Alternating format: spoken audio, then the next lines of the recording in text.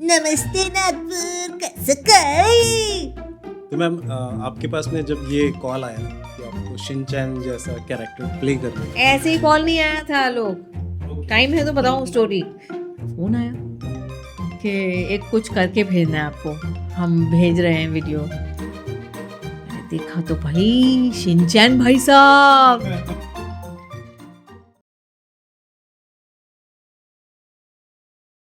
Hi hello नमस्कार, मैं हूँ एंकर आलोक और आप देख रहे हैं फ्रेंड्स क्लब पॉडकास्ट।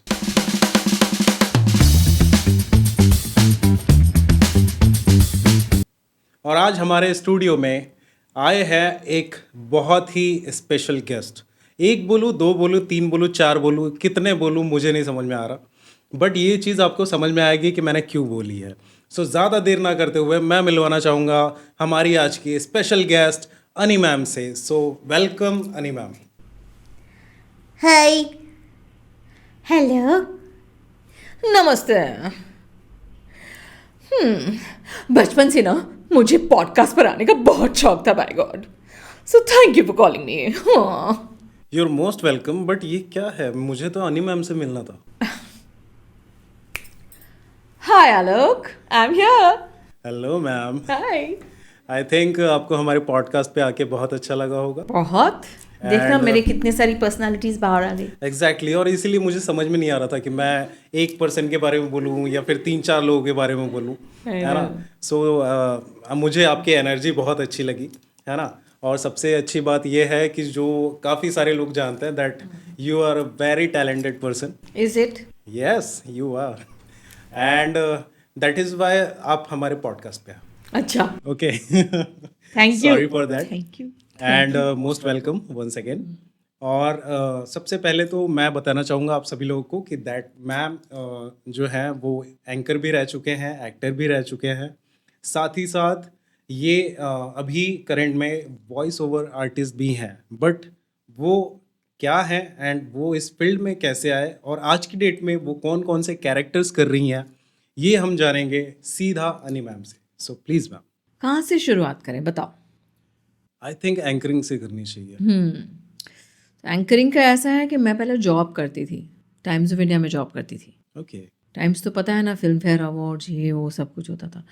तो टाइम्स के मिनी इवेंट्स भी होते थे। तो उनका जैसे बॉम्बे टाइम्स है, नागपुर टाइम्स है, वैसे उनका थाने टाइम्स भी है। तो Thane times was organising a cookery show. तो हमारे जो प्रेसिडेंट थे उस टाइम पे, मिस्टर भास्कर दास, उन्होंने बोला, माइक दिया मेरे हाथ में, बोले you have to steer this event. मैंने बोला what you mean? You have to anchor this event. बस माइक हाथ में आ गया, पता नहीं आलोक क्या एनर्जीज मिल गई। I was so comfortable with the mic. क्या बात कर बहुत रहे हो? अच्छे से किया। उसके बाद तो धड़ाधड़ धड़ाधड़।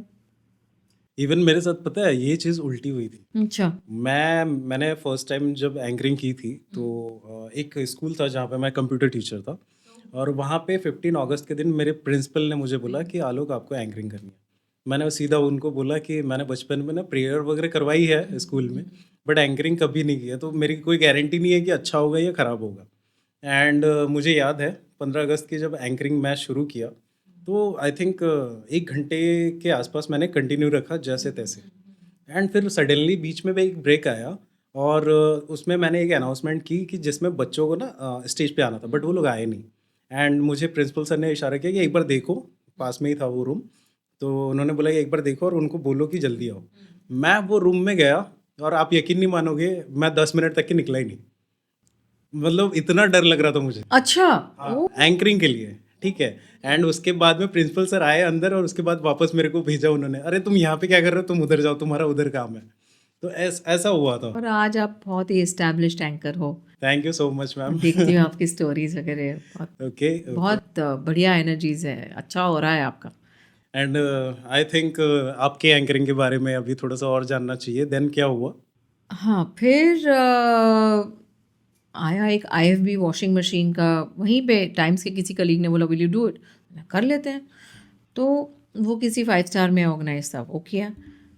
पर देन मेन एक बहुत बढ़िया वाला एंकरिंग आया JW मैरियट में। केंजो परफ्यूम्स का लॉन्च था और गेस्ट थे जॉन इब्राहिम।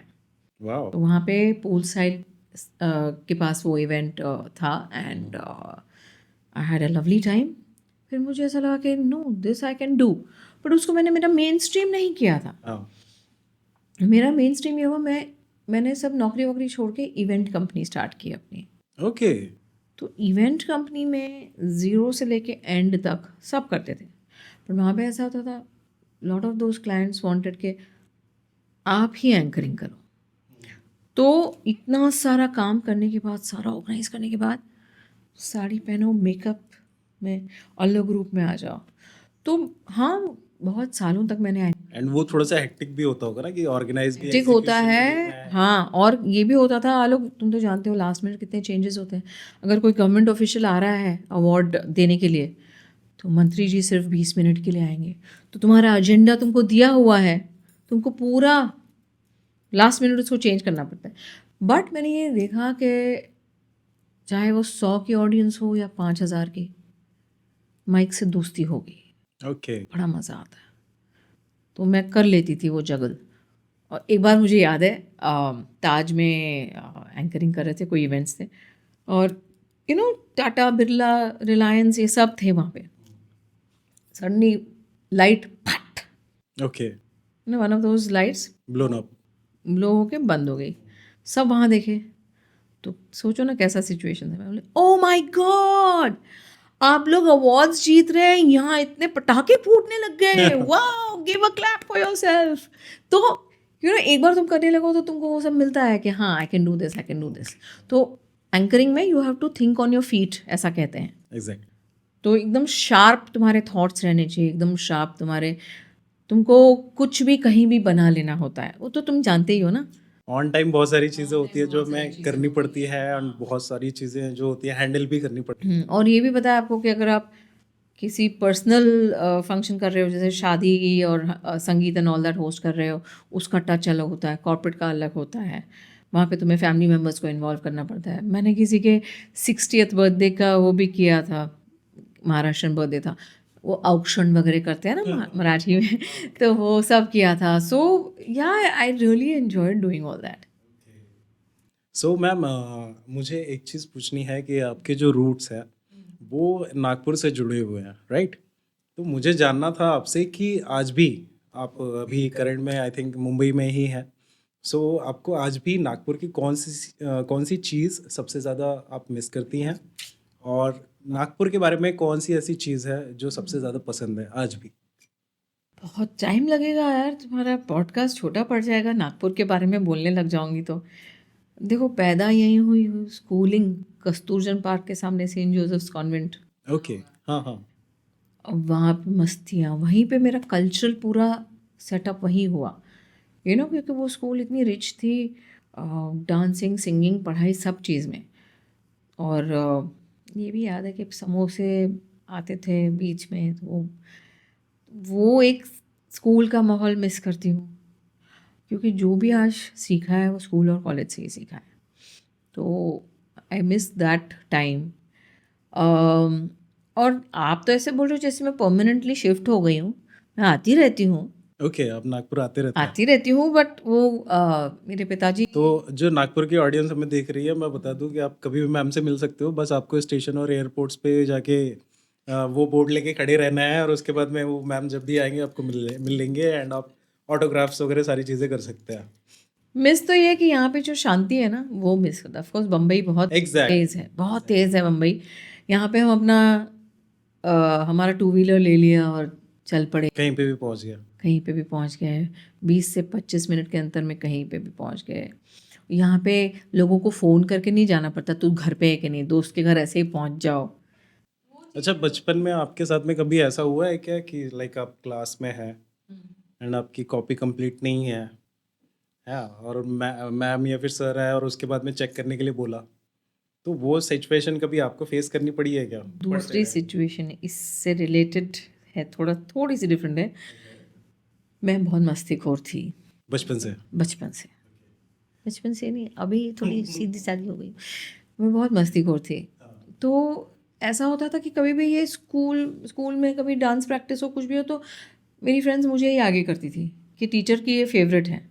हाँ, कुछ सब्जेक्ट्स में I was very nice, but क्या होता था कि तुम जिस तरह के फ्रेंड सर्कल रखो, तो अगर कोई और भी मस्ती करता है तो तुम नज़र में आ जाते थे, तो मैं नज़र में आ जाती थी। और मुझे उस दिन ऐसा हुआ था कि टीचर ने बाहर जाके खड़े रहने को बोला, go and stand outside the class. हाथ ऊपर करके। नहीं, थैंकफुली हाथ ऊपर करके नहीं, कान पकड़ के। और उसी टाइम प्रिंसिपल राउंड्स पे थी, तो वो बहुत अजीब सिचुएशन थी। प्रिंसिपल ने हमें पकड़ लिया और अदरवाइज़ हम अच्छे बच्चे बन के, और उस दिन ऐसे पकड़ लिया। तो ये हुआ था एक बार। कॉपी वाला तो नहीं हुआ था, पर ये एक्चुअली 2 बार हुआ था कि अब द प्रिंसिपल आ रही है और मैं बाहर खड़ी हूँ पनिश्ड। अच्छा, कभी ऐसा हुआ है कि जैसे बच्चों को हम लोग, मतलब हम जब छोटे थे तो हम लोग को मुर्गा बना दिया जाता था, तो आपके केस में कभी हुआ है कि कभी कोई ऐसी पनिशमेंट मिली हो? नहीं, वही बाहर खड़े रहने की पनिशमेंट मिलती बस ना, इतना सही। The wall. मुर्गा, लड़के नहीं है ना, लड़के होते तो मुर्गा बनो, ये करो वो करो होता था। लड़कियों को एग्जैक्टली। थोड़ा सा वो, मतलब हम लोग के टाइम में तो आप यकीन नहीं करोगे, और जो बॉयज़ है ये समझ जाएंगे मैं क्या बोल रहा हूँ। हम लोग को तो भाई पूरे जितने हमारे एक बार मतलब एग्ज़ाम में ना बहुत कम नंबर्स आए थे सभी के, बॉयज़ के। और ये बात होगी आई थिंक 4th या 5th क्लास की। जितने बॉयज़ हैं क्लास के उन सभी को मुर्गा बनाया था, और लाइन से पूरे असेंबली का राउंड लगाने के लिए बोला था। सब मुर्गे बने हुए थे और ऐसा सर्कल चल रहा है। ऐसा पनिशमेंट की बात है तो मैं एक बात बताती हूँ। हम लोग टाइम्स ऑफ इंडिया में थे और हमारे बॉस हैं मिस्टर सुजॉय घोष, वो तो अभी रिटायर हो चुके हैं। If you are watching this sir, I am telling him. तो अब वो बहुत पर्टिकुलर थे कि तुम टाइम पर आओ। 9:30 हमें ऑफिस रिपोर्ट करना होता था। 9:35 हो गया कि गए काम से। क्या करवाने लगाते थे पता है सर? 500 बार लिखो, I will not come late to office. 500 times लिख के कॉपी सबमिट करनी पड़ती थी। ये कॉलेज ख़त्म करके तुम नौकरी कर रहे हो एक ऐसी टाइम्स ऑफ इंडिया जैसी ऐसी जगह पे, और तुम वहाँ पे लिख रहे हो I will not come late to office. वहाँ स्कूल जैसा ही माहौल था। और वहाँ पे हमको नंबर्स याद रखने होते थे। नंबर्स कैसे कि अच्छा, हमारी रीडरशिप कितनी है, सामने वाले पेपर की कितनी है, आज हमारे पेपर के तीसरे पेज पे किसका ऐड है, उनके यहाँ किसका ऐड है। कोई भी कभी भी कुछ भी पूछ लेता था, तो वो सिचुएशन तो उतना अपडेटेड रहना पड़ता था। अपडेटेड रहना। और अगर नहीं बता पाए तो ऐसे ये एक तो ये लेट आने का पनिशमेंट ऐसा होता था। हाँ, उनका ये होता था कि अगर तुम इतना इतना नहीं लाए तो तुमको दिवाली की छुट्टी नहीं मिलेगी, ऐसा Okay. ऐसा पनिशमेंट। और पहले तो हम लोग को फिल्म फेयर अवार्ड वगैरह पनिशमेंट की तरह ही जाना पड़ता था, ड्यूटी करनी पड़ती थी। अच्छा, सीट ब्लॉक करो सेलिब्रिटी के लिए। फिल्म फेयर अवार्ड शुरू हो रहा है 7:30 बजे, 4:30 से हमको धूप में वहाँ बैठे रहना। सीट ब्लॉक करो मतलब क्या, रुमाल रखना रहता था? नहीं, हमें खुद बैठना पड़ता था। हाँ। हाँ, सपोज बच्चन लोगों की फैमिली आ रही है, mister Bachchan, ma'am and the kids, तो उनके 4 से 5 सीट्स, तो बैठे रहो वहाँ पे, ताकि कोई और आके ना बैठे। बच्चन आ रहे तो उठ के हट लो। बट बहुत सीखा, बहुत सीखने मिला। इवेंट्स के बारे में सीखा, लाइफ के बारे में सीखा। इंस्टीट्यूशन है टाइम्स ऑफ इंडिया। जॉब करने की जगह नहीं है। जॉब के साथ साथ है, जॉब पैसा नहीं मिलेगा तो कैसे चलेगा। तो मतलब आप टाइम्स ऑफ इंडिया में जाओ, एक्सपीरियंस लो, और उसके बाद आप जब वहाँ से बाहर निकलोगे तो आप एक अलग इंसान। हाँ, मैंने वहाँ से बाहर निकल के अपनी इवेंट कंपनी स्टार्ट कर दी थी भाई। ओके। एंड देन उसके बाद में आप लाइक एक्टिंग में कैसे स्विच किया आपने? अच्छा, वो बताया था, स्कूल और कॉलेज में एक्टिंग बहुत करते थे, ड्रामास करते थे। इनफैक्ट किरण राव मेरे बैच की हैं, काजोल मेरे बैच की हैं। ओके। काजोल खैर 12th के बाद उन्होंने बैच मीन्स कौन सा, एक्टिंग या फिर? कॉलेज में same Same class. college? Yes yes, same college same class. Kiran Rao, Kajol, both. Kajol left after 12th because Baazigar release हो गई थी उनकी। Kiran and I were together in the hostel also. थे हम लोग। एंड देन उस टाइम बहुत ड्रामा और वो सब किया था, और स्ट्रीट प्लेस किए थे, बहुत अच्छे अच्छे परफॉर्मेंसेस किए थे। तो कट टू ये पीरियड जब इवेंट कंपनी चल रही है, इवेंट कंपनी में थोड़े से लॉसेस हुए, तो एक फ्रेंड है, she was working with Paresh रावल्स कंपनी, उसका फ़ोन आया, ऑडिशन के लिए आ जा, मुझे मालूम है तू अच्छा करती है। मैंने बोला मेरे को एक्टिंग करनी नहीं है, आ तो जा। मैं फर्स्ट ऑडिशन में ही मैं सिलेक्ट हो गई। और परेश रावल जी के प्रोडक्शन हाउस के सीरियल थी वो। हाँ, उसके बाद मैंने एंड ये मतलब कौन सा प्लेटफॉर्म था 2009 लाइक जिसके लिए आप सेलेक्ट हुए थे, मूवी या serial? Serial serial, okay. Comic role था। हम दोनों है अलग अलग नाम की सीरियल थी। उसमें कॉमिक रोल था मेरा। मेरे हस्बैंड का नाम था राम और मेरा नाम था Leela. Ram was extremely slow. Leela इतनी फास्ट थी कि दिन में 2 बार कपड़े धो लेती थी वो, वही सेम रिपीट कपड़े, और बहुत फास्ट बोलती थी। और इंटरेस्टिंग था वो शो। उसके बाद काफ़ी सीरियल्स किए, फिर थिएटर किया, गुजराती, इंग्लिश, हिंदी तीनों थिएटर किए। और गुजराती थिएटर के साथ में मैं यूके, यूएस, ये सब जगह जाके आई। हाँ, सीरियल्स की मैंने स्टार प्लस के लिए सीरियल की, कलर्स के लिए की, शास्त्री सिस्टर्स, हम एक दूसरे से करते हैं प्यार, हम, मिसेस तेंदुलकर, बहुत। तो इतने सारे आपने जो कैरेक्टर्स किए, तो उसमें कहीं ना कहीं ऐसा होता रहा होगा आपके साथ में या फिर हुआ होगा कि कोई भी एक कैरेक्टर जो है, ऑब्वियस सी बात है सीरियल है तो एक लॉन्ग टर्म तक के चलने वाली चीज़ है ना? तो कभी आपके साथ में ऐसा हुआ क्या कि कोई कैरेक्टर करते करते आपने उसको अज्यूम कर लिया हो, या फिर वो आप उसमें वो कैरेक्टर में घुस गए हो एंड बाद में एक लंबा टाइम पीरियड लगा होगा आपको उससे निकलने के लिए, सो दैट आपने वो चीज़ से डील कैसे की? लोग एक्चुअली ऐसा होता है कि when you are an actor, तुमको वो कैरेक्टर की स्किन में तो घुसना ही पड़ता है। और मेरी शक्ल ऐसी है, मैंने बोला मैं खुराफाती हूँ, लेकिन मुझे खुराफाती रोल्स नहीं मिलते थे, हमेशा गरीब टाइप के रोल्स मिलते थे, पॉजिटिव रोल्स, दुखी माँ, वैसे सब मिलते। तो अभी इंडस्ट्री वालों को बोलना पड़ेगा कि खुरापाती रोल दो मैम को। तो ऐसा होता था। एंड उसका, जैसे फॉर एग्जांपल मैं गई, ऑडिशन दिया, okay, they will not try me for anything else, type cast हो गई। ओके, मैंने एक शो किया था मोह मोह के धागे ऑन सोनी। ओके, तो उसमें मेरा रोल एकदम पॉजिटिव बट दुखी मदर, तो मैं उसमें घुसी गई थी। मतलब मेरा मेकअप भी नहीं अच्छे से होता था, वो सब होता था। बट उसके बाद, तुरंत बाद मुझे एक शो मिला, लव का है इंतज़ार। ओके। उसमें एकदम ऑपोजिट था। उसमें ब्राइट मेकअप, रिच लुक, और जैसी मैं हूँ बदमाश, तो नेगेटिव कॉमेडी मिला था मुझे। रेफरेंस मनोरमा पुराने टाइम की, है ना, वो फुल मेकअप और फुल नैन नक्श ऐसे सब। तो उस टाइम के लिए हम घुस जाते हैं हमारे कैरेक्टर में। ऐसा नहीं होता कि इन्फ्लुएंस होके तुम बाहर नहीं निकल पाओ। हाँ, एक एग्जांपल मैं देना चाहूँगी, तब मैं बहुत ज़्यादा अफेक्ट हुई थी उस पूरे एपिसोड से। वो था, मैंने सावधान इंडिया का एपिसोड किया था भंवरी देवी के ऊपर। भंवरी देवी का केस आप रेफ़र कर लेना।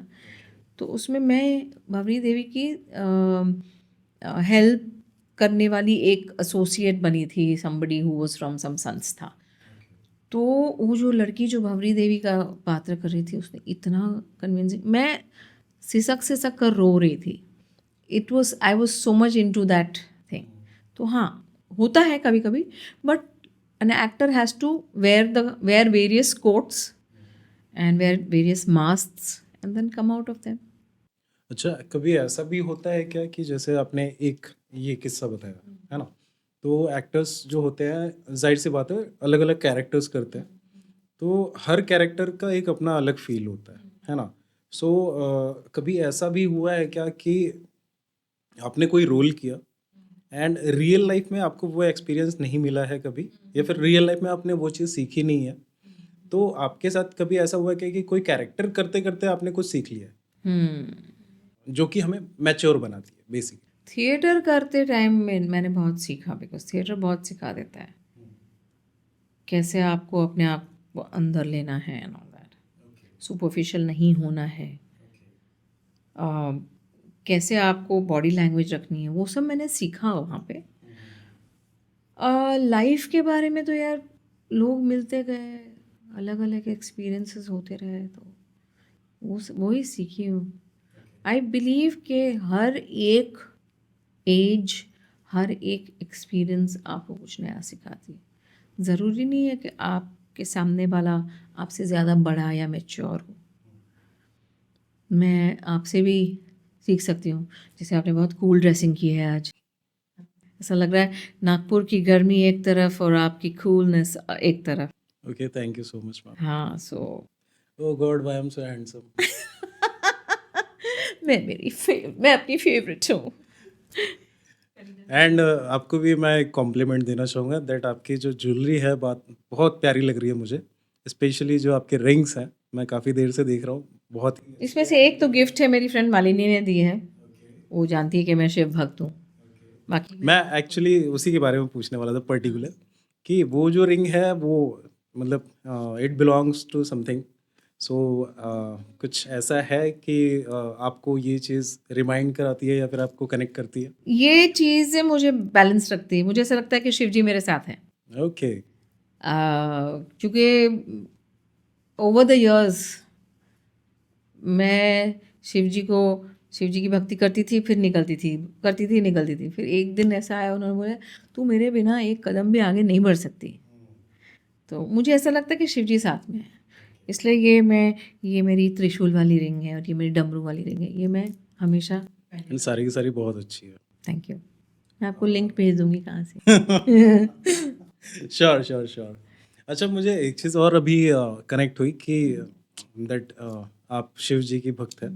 तो कभी ऐसा हुआ है कि आप स्पिरिचुअल वे में काफ़ी आगे चले गए हैं वाइल मेडिटेशन या फिर ऐसे किसी प्रोसेस में. अभी तक मुझे वो अनुभूति हुई नहीं है बहुत आगे जाने की. मैं कोशिश कर रही हूँ. But Alok, I believe in humanity. कि अगर मेरे पास कुछ खाने का हो या दूध हो जो मैं भगवान को अर्पण करने जा रही हूँ, शिव जी को मैं दूध या जल चढ़ाने जा रही हूँ, दूध चढ़ाने जा रही हूँ स्पेसिफिक. बाहर मुझे कोई गरीब बच्चा दिखता है रोता बिलखता हुआ, तो मेरी चॉइस डेफिनेटली वो गरीब बच्चा होगा, मैं उसको दे दूँगी. वो मेरे शिव जी उससे से खुश हो जाएंगे. That is my prayer. Spirituality doesn't mean that you sit and do your shloks and you keep chanting mantras. हाँ, वो करो. Everything has a meaning. मंत्र चैंट करना has a meaning. श्लोक सुनना has a meaning. But spirituality is not just doing all that. अच्छा, आपने बताया कि आपको मतलब आप ह्यूमैनिटी में बिलीव करती हैं, है ना. तो मेरा ये सिंपल सा सवाल है कि आपके अकॉर्डिंग ह्यूमैनिटी क्या है. एक दूसरे के काम आना. एक तो you have to treat people the way you want to be treated.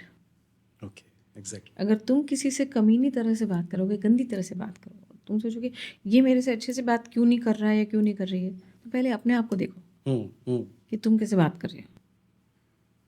Okay, सो जैसे वो सुना है ना तुमने, be the change you want to see in the world.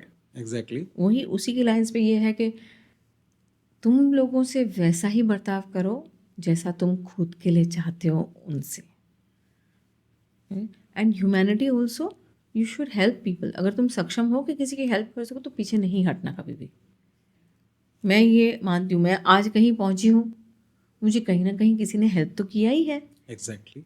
तो मैं चाहती हूँ कि मैं अगर 10 को हेल्प कर सकूँ तो मैं क्यों ना करूँ. मैंने तो कई बार कई लोगों से कहा है कि I love my Nagpur. Nagpur is centre है, सेंटर 0 माइल पे है. तो it should be in the centre of everybody. It should be in everybody's heart. It should be in everybody's mind. Exactly. Nagpur में कुछ कमी नहीं है. हम लोग इतना आगे बढ़ सकते हैं कि पूछो मत. बॉम्बे सब करते हैं. Yes, Mumbai has given me so much and more. It's still giving me. Exactly. But वो अपने खुद के शहर के लिए बहुत वो होता है ना, थोड़ा सा एक क्या बोलते हैं, हार्ट कैसे बनाते हो ऐसा. ऐसे जेंजी वाला. तो कहीं ना कहीं एक वो होता है कि जहाँ पे हमारी नेटिव प्लेस रहती है या फिर जहाँ से हम बिलोंग करते हैं, एट द एंड में घूम फिर के हमारा माइंड वहाँ जाता ही है. हाँ. और आज मैं उस पोजीशन में हूँ कि मैं कुछ कर सकती हूँ, तो मैं क्यों ना करूँ. एग्जैक्टली. अगर अगर आलोक मुझे बोलता है कि मुझे 4 लोगों से मिलवा दो और मैं मिलवा सकती हूँ तो मैं क्यों ना मिलवाऊँ, मेरा क्या जा रहा है, श्योर, मेरे दोस्त का भला हो रहा है। आई एम कॉलिंग यू माई दोस्त, चलेगा ना? चलेगा मैम। सब मेरे दोस्त हैं, छोटे हो या बड़े। ओके, सो अभी आते हैं आपके करंट और मेन कैरेक्टर पर, कि जो आप अभी प्ले कर रहे हो। और वो जो कैरेक्टर है बहुत ही फेमस कैरेक्टर है, जितने भी बच्चे हैं, जितने भी यंगस्टर्स हैं, वो सभी फैन हैं। और ये चीज़ मैंने देखी है, मैंने नोटिस किया है कि आज की डेट में मतलब हमारे जैसे भी जो यंगस्टर्स हैं वो भी वो शो देखते हैं जिसका नाम है शिन चैन।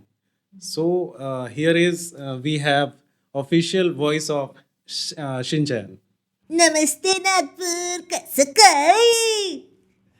तो ये था शिनचैन इन मराठी ऑल्सो। अच्छा, शिनचैन, अगर शिनचैन को कुछ बुरा लगता है तो वो कैसे रिएक्ट करता है? ऐसे गुस्सा हो जाता है, मुंह फुला लेता है लिटरली, और इसकी ऐसी आंखें छोटी छोटी कर देता है, ऐसे कर देता है। तो मैम आपके पास में जब ये कॉल आया कि आपको शिनचैन जैसा कैरेक्टर प्ले करना है, ऐसे ही कॉल नहीं आया था लोग, टाइम है तो बताऊं स्टोरी। नहीं मैं उसी पे आ रहा हूँ मैम, कि जो ये कैरेक्टर है इसके लिए जब आपने अप्रोच किया या फिर सामने से जब अप्रोच किया गया, तो उस टाइम में क्या चीज़ें हुई, एंड उसके बाद में वो जो ऑडिशन था वो आपने कैसे क्रैक किया? ओके, शॉर्ट में तो ये बताऊंगी कि स्टूडियो है, एक स्टूडियो सा नाम का इन मुंबई, और सुरेश जी और आरतीमान जी हैं उनके ओनर्स। और मेरा जो वॉइसिंग करियर है एक्चुअली काफ़ी टाइम पहले शुरू हुआ था, लेकिन मैं हॉबी की तरह करती थी। पर वो लॉकडाउन के पहले सुरेश जी ने मुझे कहीं देखा और बोला कि आप वापस डबिंग करोगी, तो मैं बोला हाँ। तो उनके साथ मैं कर रही थी प्रोजेक्ट्स, अलग अलग टाइप के प्रोजेक्ट्स। उन्होंने मुझे काफ़ी बार कहा कि भाई आप इतनी सारी चीज़ें कर रही हो, वो छोड़ के आप सिर्फ इस पे कॉन्सेंट्रेट करोगी तो अच्छा रहेगा, because events are tiring, you know that very well. Event कर रहे हो, एंकरिंग भी करो, एक्टिंग भी करो, सब कर लो। तो लॉकडाउन ने मुझे वो मौका दिया। लॉकडाउन में मैं यहाँ फंसी हुई थी, नागपुर में थी, फंसी हुई नहीं, मैं मज़ा आया वैसे। यहाँ से मुझे नवोश जी का स्टूडियो मिला, और नवोश जी का स्टूडियो मिला तो मैं वहाँ से यहाँ से करती रहती थी चीज़ें। दूसरे लॉकडाउन में भी मैं यहीं थी। ओके, तो फर्स्ट लॉकडाउन में तो हमने मेट्रो का, मुंबई मेट्रो का ऑडिशन भेजा था यहाँ से, और वो 1 साल बाद पास हो गया, एंड आज मेरी मेट्रो में आवाज़ बज रही है। कौन सी लाइन है वो? अंधेरी वेस्ट से अंधेरी ईस्ट तक जो ट्रेन जाती है, मेट्रो जाती है, I think it's line number 7A, उसमें अब उनकी आवाज़ें इंग्लिश में, और यहीं की सई देशपांडे है नागपुर की, उनकी आवाज़ें मराठी में है। तो ये मौका था जो वहाँ की मेट्रो में। हाँ, तो नागपुर से हम लोग एक बार अगर वो अनाउंसमेंट हो जाए एक छोटी सी। Train to Andheri is coming on platform number 2, please don't litter in the train. ऐसे बहुत सारे प्रॉम्प्ट्स रिकॉर्ड किए थे, पर आवाज़ ऐसी रख के, ऐसी एक लय में। ओके, तो तब ये हुआ। हाँ, और तो सुरेश जी और आरतीमान जी के स्टूडियो में मैं ज़्यादातर काम करती थी। तो उनको पता है कि मैं कौन सी कैसी कैसी आवाज़ें कर सकती हूँ। बच्चों की कर रही हूँ, कभी बड़ों की, कभी बूढ़ों की आवाज़ें कर रही हूँ, अलग अलग लैंग्वेजेस की हैं उनके साथ। तो कट टू मैं फिर से नागपुर में थी, ओके, और इस बार पिताजी के जाने के बाद नागपुर में थी। पिताजी का देहांत हो गया था, तो उसके बाद मम्मी के साथ थी मैं यहाँ पे, एंड फ़ोन आया यहीं सुरेश जी और आत्मान जी का कि एक कुछ करके भेजना है आपको, हम भेज रहे हैं वीडियो। तो मैंने देखा तो भाई शिनचैन भाई साहब, सारी दुनिया 18 साल से चल रहा है आलोक, एग्जैक्टली, 18 साल से शिनचैन चल रहा है, हाँ, अलग अलग लोगों ने किया है। हाँ, तो शिनचैन अपन भी बहुत एक्टिंग करते थे शिनचैन की। हाँ, आया, हाँ, मैंने नवू जी को बोला, नवू जी शिनचैन। तो उन्होंने बोला कि आपको सिर्फ इतना इतना स्क्रैच करके भेजना है, rough cut, sample, rough cut, हाँ, Okay. स्क्रैच। ओके, ठीक है, भेज दिया। अब मुझे बाद में पता चला कि उन्होंने वो रफ कट जाके चैनल में सुनाया होगा ओके, कि हमने ऐसी क्रिएटिव राइटिंग की है शिनचैन के लिए। तो चैनल वाले बोले ये आवाज़ अच्छा लग रहा है. बढ़िया. तो obviously there are other actors in the line, मेरे से पहले जो कर जो रही थी, ट्राई कर रहे होंगे या फिर जिनको उन्होंने सोच के रखा था कि हाँ. इनका ऑडिशन करवाना है शिनचैन के लिए, हम्म. तो वो तो थे ही इन द रनिंग. एंड फिर मेरा भी ऐड हो गया उसमें. तो इसे कहते हैं पहला मौका मिला.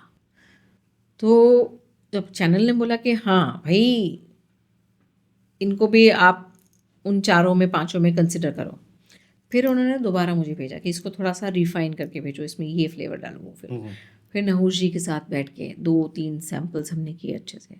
उन्होंने अपने इनपुट्स दिए. आप भी वहीं थे उस दौरान, आप एक प्रोजेक्ट कर रहे थे ना वहाँ पे. हाँ, तो आप भी वहीं थे. तो ये किया, भेजा.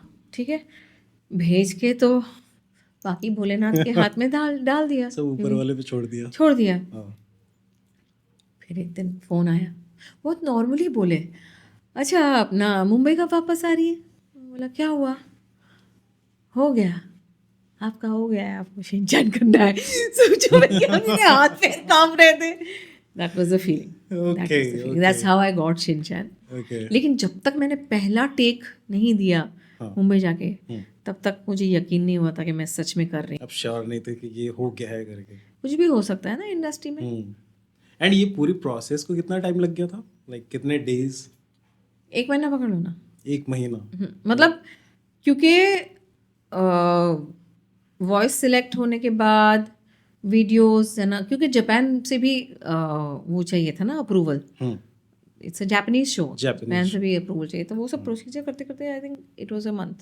तब तक मैं नागपुर से मुंबई, पूरे महीने भर आपका बीपी हाई लो होता रहा होगा. समझ लो 3 हफ्ते तो यस बीपी हाई लो था. है ना, कि भाई क्या होगा क्या नहीं होगा. बिल्कुल. एंड फिर फाइनली यू क्रैक दैट, है ना. मुझे आपसे एक अगला सवाल ये पूछना था कि अभी करंट सिचुएशन में अगर देखा जाए तो एआई जो है, बहुत ज़्यादा एआई से इन्फ्लुएंस हो रहे हैं लोग. एंड एआई के बारे में ऐसा कहा जा रहा है कि ये बहुत सारे लोगों के लिए खतरा है या फिर बहुत सारे प्रोफेशंस के लिए खतरा है. एंड एआई वॉइसेस भी जो हैं वो काफ़ी ज़्यादा हद तक के यूज़ की जा रही हैं for videos and voice overs. तो आपको क्या लगता है कि मतलब ये कितने हद तक के सही है या फिर कितना हद तक के एआई वॉइस इफेक्टिव है?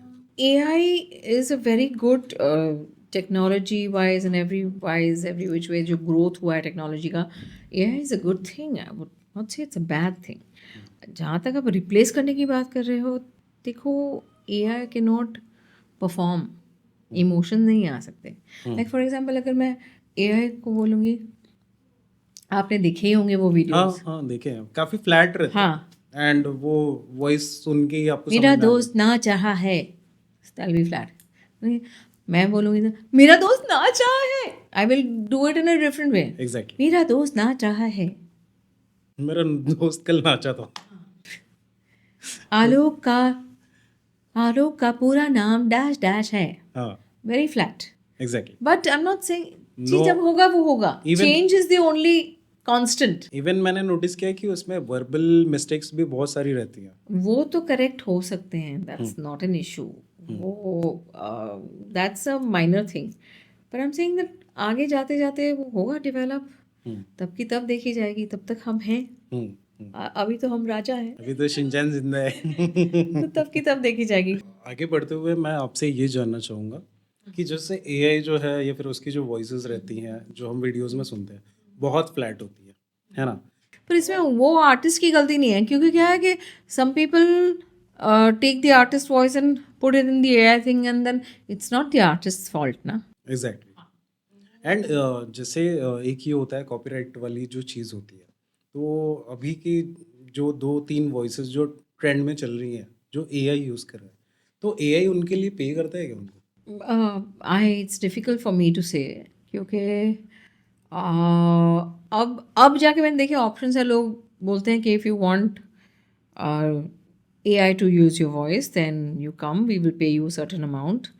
कुछ लोगों के साथ अनफॉर्चुनेटली ऐसा हुआ है कि उनको बुलाया गया है ऑडिशन के लिए या किसी चीज़ के लिए, और उनको एक अमाउंट दे दिया गया है, और अब देख रहे हैं कि उनकी आवाज़ रैंडम कोई भी रील में बज रही है, अजीबो गरीब रील्स में भी बज रही हैं. तो ऐसा भी हुआ है लोगों के साथ। एट द सेम टाइम अब रिस्पेक्टेबली लोग कर रहे हैं, वो अपनी अपनी चॉइस है। मैं नहीं गई हूँ अब तक उसमें कि give me lots of money I will sell my voice, ऐसा नहीं किया अब तक। तो नहीं, आपके कांटेक्ट में किसी के साथ ऐसा हुआ है क्या कि जिनको उनकी वॉइस के लिए पे किया गया हो एआई की तरफ से? आई कांट टेक नेम्स ना, मैंने बोला ना किसी के साथ हुआ है, और उनको पता नहीं था कि एआई के लिए, उनको बोला था किसी और चीज़ के लिए, उनको बताया नहीं गया था, उनको उसके लिए पैसे दे दिए गए थे। और अब वो देख रहे हैं कि उनकी आवाज़ अजीबोगरीब रील्स में बज रही है। अगर आपको इससे मुक्ति पानी है तो 4 लौंग जला लें इसमें उसमें, यू नो, ऐसी ऐसी अजीब टाइप की रील्स में, अजीब मतलब ऐसे तांत्रिक टाइप की रील्स में। नो ऑफेंस टू एनीबडी, मैं ये नहीं कह रही हूँ कि तांत्रिक विद्या गलत है, या बट कोई जो ऐसी मस्ती के लिए रील्स बना रहा है, उन्होंने बेसिकली देखा जाए तो वो पर्सन भी नहीं चाहता कि उसकी वॉइस वहां पे जाए, एग्जैक्टली, है ना, बट लेकिन वो चीज़ जा रही है। हाँ ऐसा हो रहा है, मिसयूज हो रहा है। ऐसा काफ़ी सारे लोगों के साथ हो रहा है, कांट नेम अ फ्यू, काफ़ी सारे लोगों के साथ हुआ भी होगा, हो भी रहा होगा अभी भी। तो that is a wrong practice, you should not be doing that, है ना, कला है। तो मैम, इसके आगे मुझे आपसे ये पूछना था कि अभी के जो करंट में आप जो प्रोजेक्ट्स कर रही हैं, तो शिनचैन के अलावा भी बहुत सारे ऐसे प्रोजेक्ट हैं जो आप कर रही जी हैं, जी, वो कौन कौन से कैरेक्टर्स हैं? बहुत सारे हैं। मैं एनिमेज कर रही हूँ, मैंने नरूटो किया था, नरूटो में 2 कैरेक्टर्स कर रही थी। जुजित्सु काइसन नाम का शो है सोनी पे, उसमें भी मेरा एक कैरेक्टर है। और भी कई एनिमेज हैं जिनका नाम अभी मैं नहीं ले सकती, उसमें मैं अलग अलग टाइप के कैरेक्टर्स कर रही हूँ, which is very different from Shinchan. Shinchan is animation, और उसकी एक अलग टाइप की आवाज़ है। उसके अलावा movies, Hollywood to Hindi, south to Hindi, you know, तो टेक्सचर चेंज करते रहना पड़ता है। बेबी गर्ल नाम की एक फिल्म आई थी, उसमें मैंने वॉइस दी है। एक साउथ, आपकी लाइक जो मूवीज़ हैं आपकी आवाज़ में जो की गई हैं, वो कौन कौन से प्लेटफॉर्म पे अवेलेबल है? अमेज़ॉन प्राइम पे है। अनट्रेसेबल नाम की एक मूवी की थी, फिर अड्रिफ्ट नाम की मूवी की थी, और लॉन्ग लेग्स, काफ़ी सारी है, इतनी सारी की हुई। अमेज़ॉन प्राइम पे है, एमएक्स प्लेयर पे है, और हमारे नेटफ्लिक्स पे है, और कहाँ पे है, Z5 पे है, Z5 पे कुछ सीरीज़ भी चल रही है, हॉटस्टार पे भी है। सो काफ़ी सारी जगह बाय गॉड्स ग्रेस चल रहा है। और इसके बाद में आपके आने वाले प्रोजेक्ट्स कौन कौन से हैं जो अभी लाइनअप हो रहे हैं या फिर लाइनअप हो चुके हैं? देखो, Shinchan takes lot of time, lot of my time, because उसकी डिलीवरीज भी उतनी होती हैं, बच्चे वेट करते हैं, तो वो चल रहा है। मूवी आ रही है शिनचैन की 9 मई को, आप लोग सब जाइएगा, वो हमने कर ली है डब, तो वो मूवी 9 मई को आ रही, 9 मई अभी 4 दिन बाद है। बड़ा मज़ा आया था उसको डब करने में, आप लोग ज़रूर ज़रूर ज़रूर देखिएगा। आप जाओगे ना? जी बिल्कुल। एंड जो लोग आप देख रहे हैं हमारा पॉडकास्ट, आपको भी जाना है। यस। सो अब मुझे आपसे ये पूछना था कि वॉइस एक्टर्स जो होते हैं, अगर कोई हमें देख रहा है या फिर कोई वॉइसिंग के फील्ड में आना चाहता है या फिर वॉइस एक्टर बनना चाहता है, तो उसके लिए क्या सजेशन रहेगा आपकी तरफ से? लॉट ऑफ कंटेंट देखो, कंटेंट अलग अलग देखो कि मूवी में कैसा होता है। अब रजनीकांत जी की मूवी में देखा होगा, उनका एकदम अलग स्टाइल है, आप उनको ऑब्जर्व करो कि उनका स्टाइल कैसा है। आप कार्टून में देखो, कार्टून में कैसा स्टाइल है। आप क्योंकि अलग अलग है ना। अब जैसे वॉइस ओवर है, आप कुछ पढ़ रहे हैं, पढ़ के आप बोल रहे हैं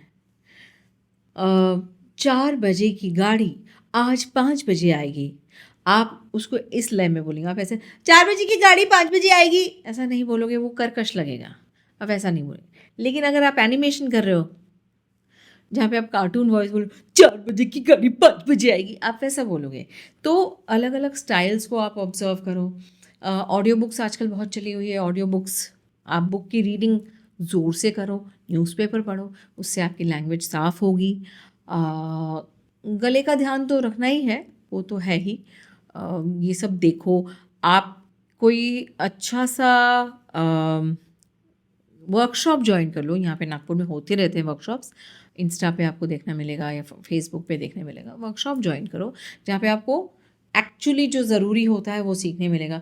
माइक को फेसिंग कैसे करते हैं, कितना डिस्टेंस रखना होता है कि आप आपकी आवाज़ फटे नहीं या ब्लो ना हो। ब्लो तो आपको आइडिया ना, ऐसे किया तो डूम ऐसे आवाज़ आती, वो सब चीज़ें अवॉइड कैसे करना। और हाँ, लैंग्वेज इम्पॉर्टेंट है। जैसे मुझे मराठी बोलनी आती है, मैं बोल सकती हूँ, लेकिन मैं मराठी में डब नहीं करती, क्योंकि हर एक लैंग्वेज की एक ब्यूटी होती है, उसके प्रोनाउंसिएशंस इम्पॉर्टेंट। स्लैंग होता है। तो आप दूसरों को ऑब्जर्व करो, वॉइस एक्टर्स को ऑब्जर्व करो, स्टूडियोज़ को अप्रोच करो। बड़गे जी का स्टूडियो तो मैं जानती हूँ, नहुष जी का साउंड्स बेस्ट, वहाँ जा सकते हैं आप। और भी स्टूडियोज़ हैं नागपुर में, आप ऑब्जर्व कर सकते हैं दूसरों को डब करते हुए, दूसरों को एड्स करते हुए। आप ऑब्जर्व करो, जाओ, सीखो, एंड या that's how you begin. Okay ma'am, तो अब ये जो पार्ट था, इसके बाद में मेरे पास में आपके लिए कुछ है जिसमें मैंने कुछ 5 से 6 एक्सप्रेशंस मेरे पास मैं लेकर आया हूँ, और वो मैं आपको दूंगा। बट आपको करना ये है कि मैं एक लाइन दूंगा आपको, और वो सेम लाइन आपको अलग अलग फॉर्मेट में, अलग अलग एक्सप्रेशन में जो मैं बोलूँगा उसमें परफॉर्म करना है। वॉइसिंग की टेस्ट ले रहे हैं, मेरी कला की टेस्ट ले रहे हैं।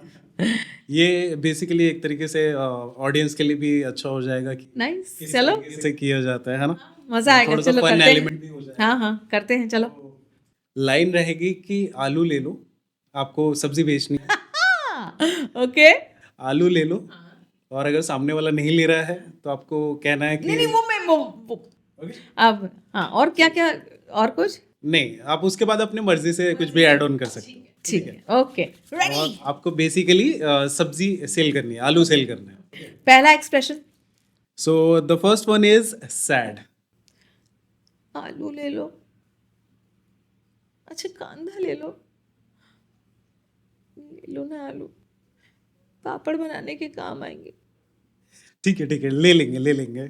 इसके बाद में बढ़ते हैं अगले एक्सप्रेशन पे, जो है हैप्पी। आलू ले लो, कांदे ले लो, अरे धनिया फ्री में दे दूंगी, ले लो ले लो। अब तो लेना ही पड़ेगा। ओके, देन इसके बाद ओवर कॉन्फिडेंट या फिर एटीट्यूड। आलू ले लो, अरे वर्ल्ड के बेस्ट आलू हैं, एक बार लोगे बार बार ले जाओगे। हाँ। Okay, very nice. इसके बाद में क्वीन, अगर कोई क्वीन है तो। तुच्छ मनुष्य, आलू ले जाओ, कांदे ले जाओ, नहीं, धनराशि की आवश्यकता नहीं है। अब लेके जाओ। Okay, very nice. एंड इसके बाद में आपको करना है इन लव या फिर विद लव। आलू ले लीजिए ना, कांदे ले लीजिए प्लीज ना। ले लेंगे ले लेंगे। एंड देन इसके बाद में आपको करना है सेंशुअल। बच्चे, आलू ले लो, कांदे ले लो ना, धनिया फ्री में दूंगी, पापड़ बना लेना। बस बस, लोग लेके चले गए मैम।